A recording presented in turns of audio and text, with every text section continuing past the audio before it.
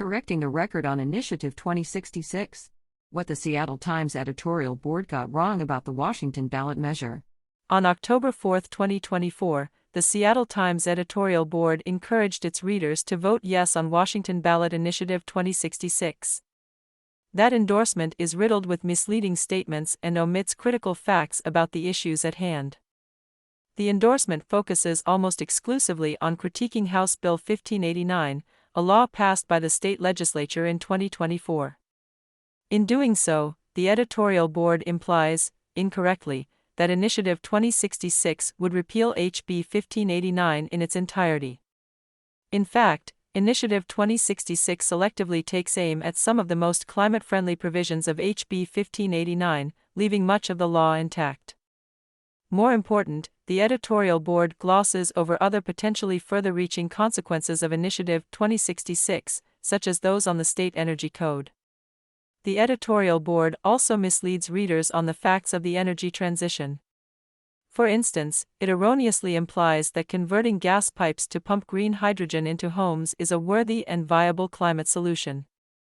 Sightline is not endorsing or opposing any ballot initiatives in 2024. But as an independent nonpartisan research organization, we have extensively studied the policies that Initiative 2066 would repeal and others it could affect. The Seattle Times editorial board is entitled to an opinion, but for the paper of record in Washington state to take a stand, the opinion should be based on fact, not fiction. Below we correct the errors and fill in the gaps in the Seattle Times endorsement of Initiative 2066. The Seattle Times editorial board glosses over how Initiative 2066 could affect the Washington Energy Code. Tacked on was a concurrent repeal of new state building codes that make installation of gas furnaces nearly impossible. Seattle Times editorial board. Fact: Initiative 2066 could prevent Washington from encouraging the most energy-efficient heating and cooling systems in new buildings. The editorial board devotes just a single sentence to one of the biggest potential effects of Initiative 2066, a new restriction on the State Energy Code. The Energy Code sets the standards for all new construction of buildings in Washington. Since 2009, Washington state law has required that the Energy Code be designed to construct increasingly energy-efficient homes and buildings and help achieve a statewide goal of emissions-free new construction by 2031. Initiative 2066 would add new language to state statute that prevents the State Energy Code from prohibiting, penalizing, or discouraging the use of gas in any building. The initiative would also eliminate Washington's long-standing requirement that the Energy Code help achieve emissions-free new construction. In practice, this new restriction could be used to challenge Washington's 2021 State Energy Code. To be clear, the 2021 Energy Code, which is currently in effect, does not prevent gas in new construction. But because the Energy Code must be designed to construct increasingly energy-efficient homes, it does incentivize the most efficient heating system on the market, electric heat pumps. Air source heat pumps can earn an efficiency rating of 300 to 400% compared to the highest efficiency gas furnace, which tops out at 95% efficiency. If a builder wants to construct a new dwelling with a gas furnace, they can. But to meet Washington's overall efficiency standards, they'll need to devote resources to other, likely more expensive, efficiency measures, such as reducing air leakage. Plus, the editorial board fails to remind readers that not constructing new homes that burn fossil fuels is one of the easiest, cheapest climate actions Washington can take. The state will add nearly 1 million new residential units between 2024 and 2050, according to forecast data from the Northwest Power and Conservation Council. Never mind that building new all-electric homes is cheaper than building new homes with gas hookups, another point the editorial board misses. The Seattle Times editorial board omits Initiative 2066's possible impact on Seattle's new clean buildings law. Fact: Initiative 2066 could lead to challenges of one of Seattle's major climate laws, the Building Emissions Performance Standard. The editorial board completely fails to mention that Initiative 2066 would write new language into state statute that bars cities, towns, and counties in Washington from actions that prohibit, penalize, or discourage gas for heating or other uses in buildings. In practice, this could affect Seattle's new Building Emissions Performance Standard, BEPS, a law the city passed in December 2023. It is one of Seattle's most significant climate policies. Buildings make up more than a third of the city's carbon emissions. BEPS requires Seattle's existing buildings larger than 20,000 square feet, think high-rises, shopping centers, and grocery stores, to meet progressively declining greenhouse gas emissions targets until they achieve net zero emissions in 2050. The city expects BEPS to reduce Seattle's building emissions by 27% by 2050. Like Washington's 2021 Energy Code, Seattle's BEPS does not ban gas. However, BEP's standards will be difficult to achieve unless Seattle's big buildings transition from burning gas to using clean electricity. Almost 90% of the city's building sector emissions come from burning gas. Initiative 2066 could thus potentially be used to challenge BEPS on the grounds that it discourages the use of gas. Readers of the Seattle Times endorsement of Initiative 2066 remain oblivious to this possibility. The Seattle Times editorial board incorrectly implies that HB 1589 pushes a haphazard and hasty transition from gas to electrification. Legislators rushed a flawed but wide-ranging bill giving Puget Sound Energy, the state's largest utility, new abilities to assess and request rate hikes to advance electrification. Initiative 2066 on this fall's ballot is a course correction, requiring them to slow their roll and rethink their haphazard approach to this momentous transition. Seattle Times editorial board. Fact: HB 1589 makes utility planning processes more orderly and streamlined and protects ratepayers from rising bill costs. The core purpose of HB 1589 is to improve, coordinate, and streamline utility planning processes as Washington decarbonizes. That's hardly haphazard, as the editorial board has branded the law. Specifically, the law asks Puget Sound Energy, PSE, Washington's largest gas and electric utility, to plan for decarbonization jointly across its gas and electric business lines. That's a change from the status quo, in which PSE, like all Washington utilities, develops and submits to regulators separate gas and electric plans. HB 1589 requires PSE to propose an integrated system plan to regulators by 2027 that outlines scenarios for how the company's gas and electric operations will contribute to Washington's greenhouse gas reduction requirements, which have been on the books since 2008 and were updated in 2020. Joint planning will allow PSE's electric business to better anticipate growing demand for power as more households convert from gas to electricity, a far more thoughtful and organized approach to decarbonization than the siloed planning happening to date. Further, nothing in HB 1589 guarantees that regulators will approve PSE's integrated system plan or any requests for rate hikes. The law lays out several criteria that regulators at the Washington Utilities and Transportation Commission, UTC, must use to assess PSE's plan, including whether it would maintain system reliability and reduces long-term costs and risks to customers. If this and other conditions are not met, the UTC can reject the plan. Initiative 2066 selectively strikes out the most climate-friendly provisions in HB 1589, the ones that move PSE from a haphazard approach to electrification to an intentional forward-looking one. Namely, the initiative would do away with requirements that PSE 1. Develop a plan for cost-effective electrification of end uses served by natural gas, such as home heating, 2. Assess alternatives, such as energy efficiency, to spending PSE customer money on new gas pipes, and 3. Consider geographically targeted, or neighborhood-scale, electrification as an alternative to expanding the gas system. Without these provisions, Washington will fall further behind states such as Colorado and Massachusetts, which are leading the way with even more ambitious improved climate planning requirements for gas utilities. The Seattle Times editorial board mistakenly argues that HB 1589 will stress the region's electric grid, thereby increasing greenhouse gas emissions. Puget Sound Energy and other utilities face long timelines to plan, permit, and construct a bigger, greener electricity grid. If the state's power demand grows too quickly in the interim, utilities will have no choice but to ramp up or import greenhouse gas-emitting sources for electricity. Strain on the grid, exacerbated by power-hungry data center development, is growing. Meanwhile, a PSE consultant found that, if gas customers all switch to cold climate heat pumps, an additional 8 gigawatts of peak electricity will be needed on the grid in 2045. Seattle Times editorial board. Fact: HB 1589 will not drive electricity demand spikes, and it improves grid planning. Plus, shifting more buildings from gas to electricity will actually reduce Washington's overall energy demand.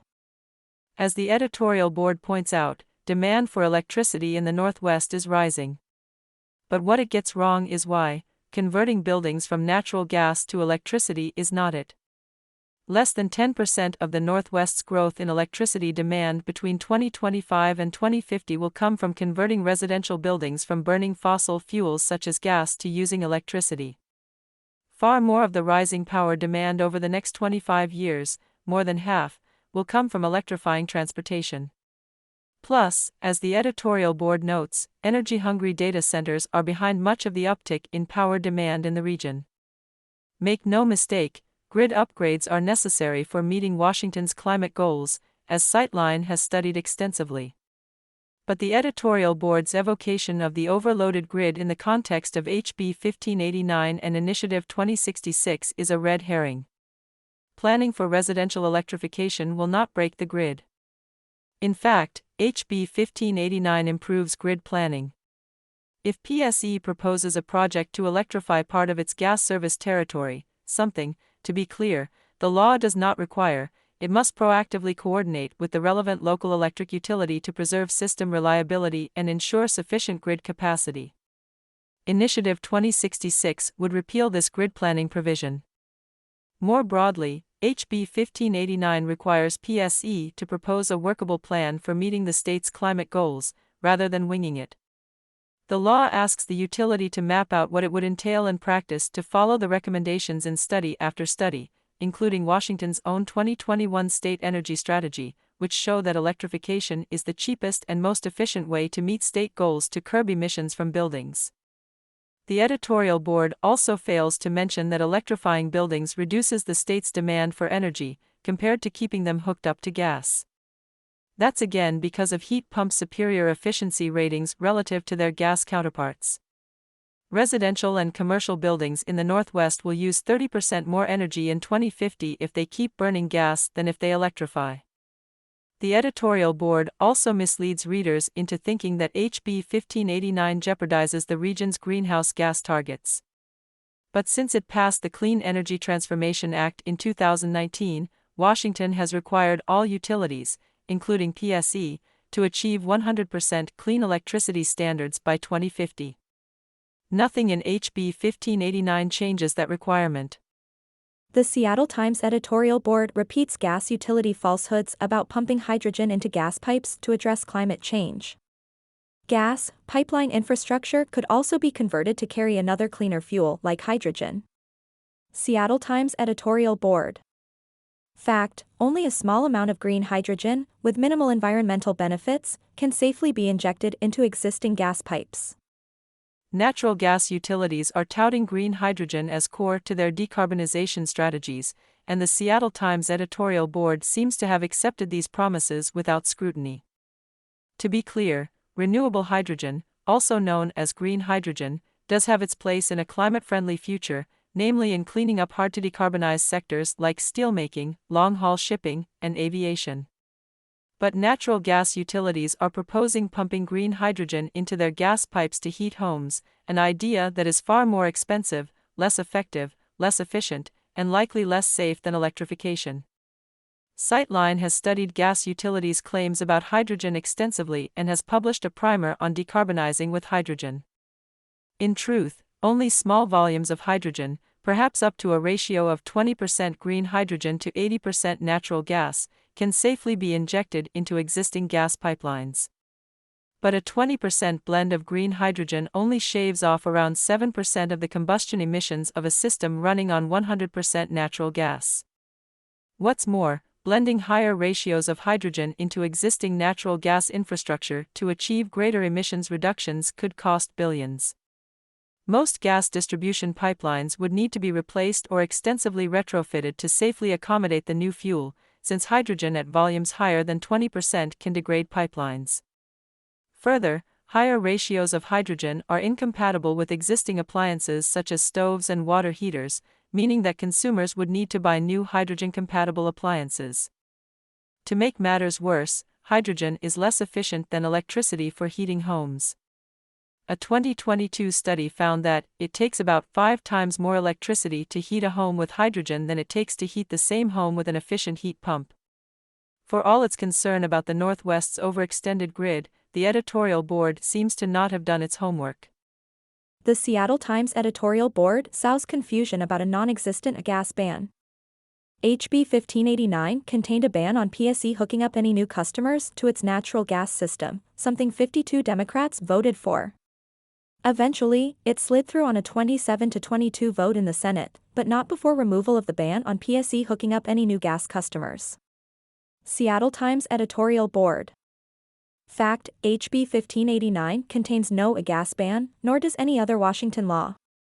The editorial board contributes to ongoing confusion about whether HB 1589 contains a ban on gas. To be clear, it does not.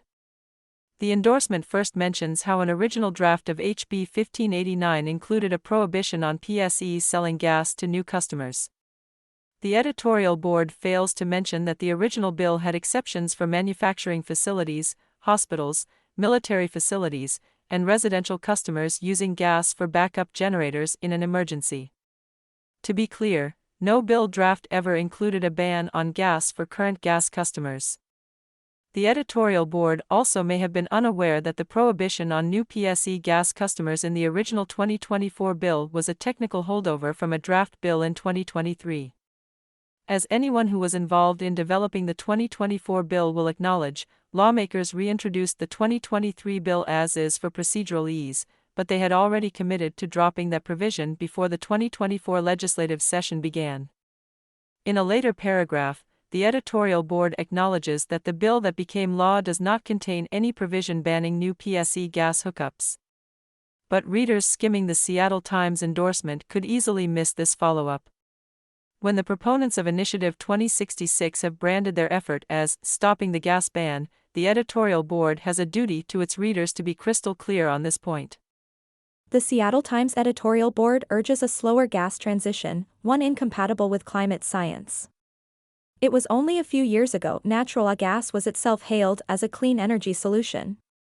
Made up of mostly methane, it is now known as more detrimental in the atmosphere but shorter-lived than carbon dioxide.